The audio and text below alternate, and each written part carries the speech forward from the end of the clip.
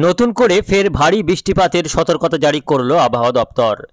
আগামী 5 দিন ফের দফায় দফায় ভারী বৃষ্টির আশঙ্কা। সুপ্রিয় সুধী দর্শক, আজ আগস্ট মাসের 3 তারিখ রবিবার। এই মুহূর্তে আবহাওয়া দপ্তরের গুরুত্বপূর্ণ খবর।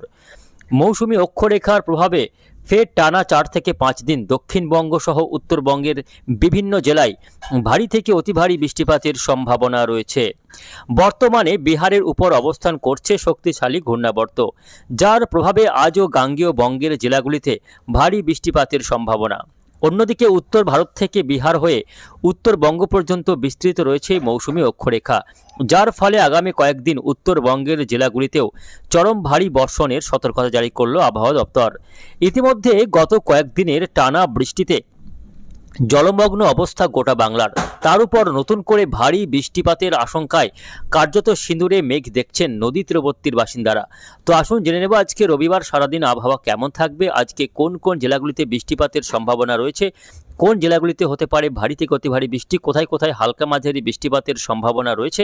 পাশাপাশি দেখে নেব আগামী 5 দিন আবহাওয়া কেমন থাকবে, কোথায় কেমন বৃষ্টি হবে, কবে আবহাওয়া পুরোপুরি পরিষ্কার হচ্ছে তা নিয়ে কি বলছে আবহাওয়া দপ্তর।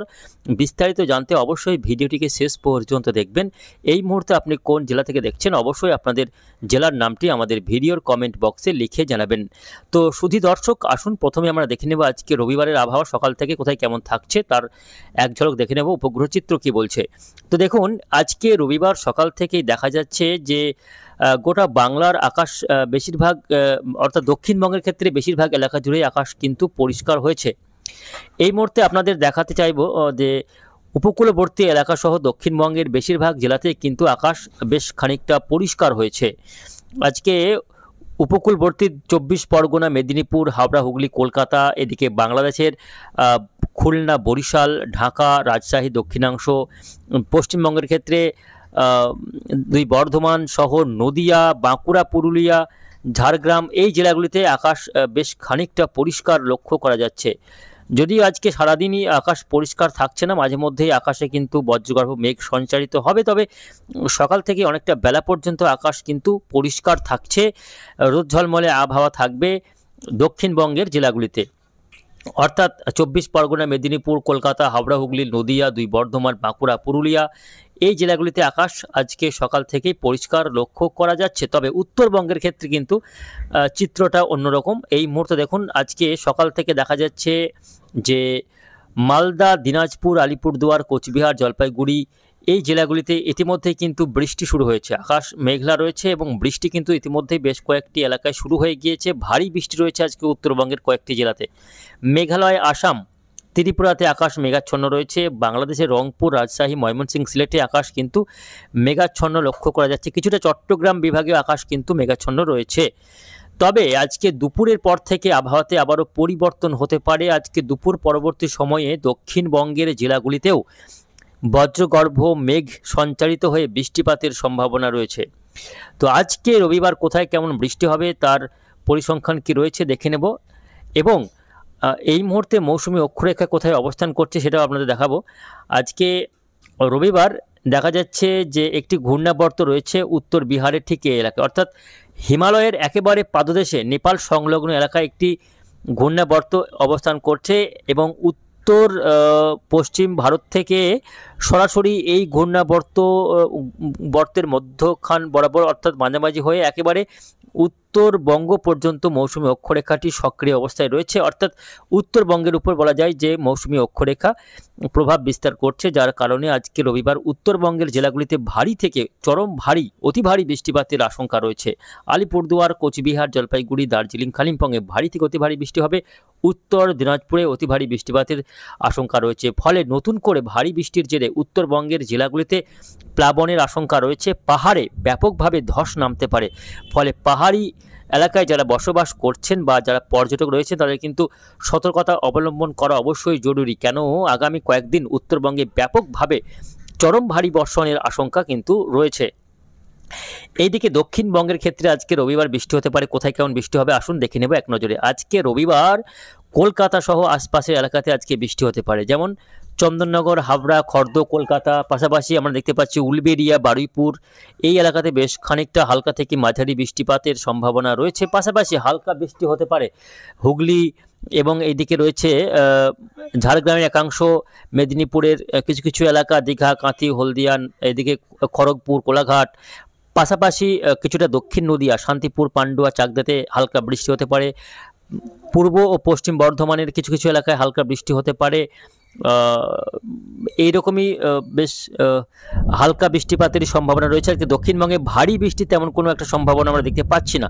এদিকে আজকে বাংলাদেশের রংপুর বিভাগ এবং রাজশাহীতে ও খুলনা বিভাগের একাংশে হালকা বৃষ্টি হতে পারে। তার মধ্যে রংপুর এবং রাজশাহী, ময়মনসিংহ, সিলেট অর্থাৎ উত্তর বাংলাদেশে আজকে ভারী বৃষ্টি হতে পারে।